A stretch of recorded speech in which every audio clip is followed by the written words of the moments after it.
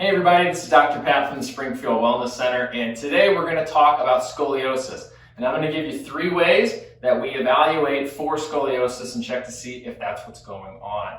So scoliosis is a condition that is classified by curvatures in the spine, which are sideways curves that are abnormal. So everybody knows when you look at a spine, it's normal to have curves from front to back, and that's a normal, healthy spine.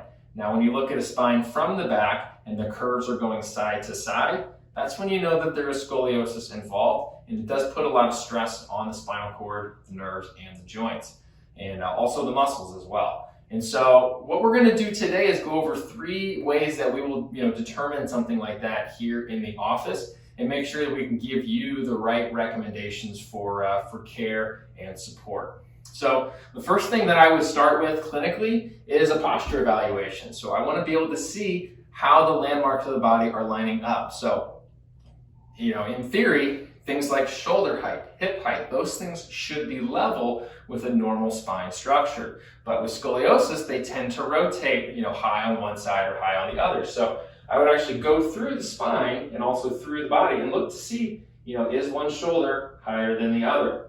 Now, it's important to note that a lot of people have posture imbalances, and a lot of people will have one shoulder higher than the other.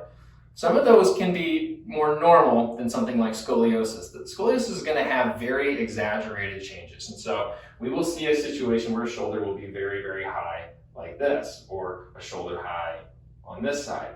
Or if we look down at the hips, one of the hips will be much higher up here than the other, which is what partially gives rise to that curvature occurring in the spine.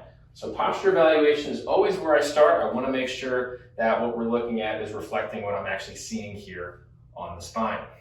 Now, the second thing that we'll do is something called Adams test. Adams test is a test that shows us the shape of the spine and also shows us rotation in the rib cage.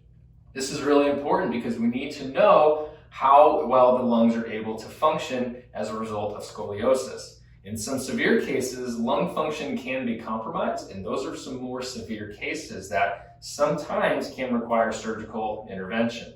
And so to do Adams test, what we'll do is have Dana turn around this way, and Dana's going to bend forward and touch her toes.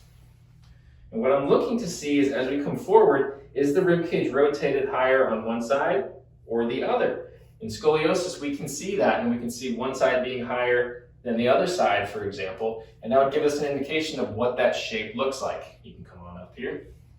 So it's a good indication for lung function, good indication for how the spine is shaped and what direction that curvature is going in as it goes higher up into her spine.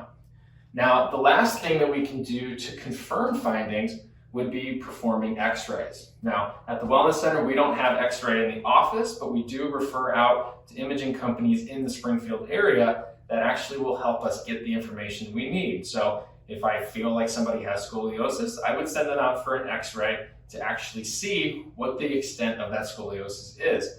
What degree is the curvature in the spine? And making sure that going forward with an adjustment plan is going to be a safe course of action. And so those are the 3 things that we commonly utilize here in the office to determine scoliosis being present and to what extent it is, to figure out the right clinical decisions to make for the individual's well-being. So I hope you found this video useful, and we'll see you on the next one.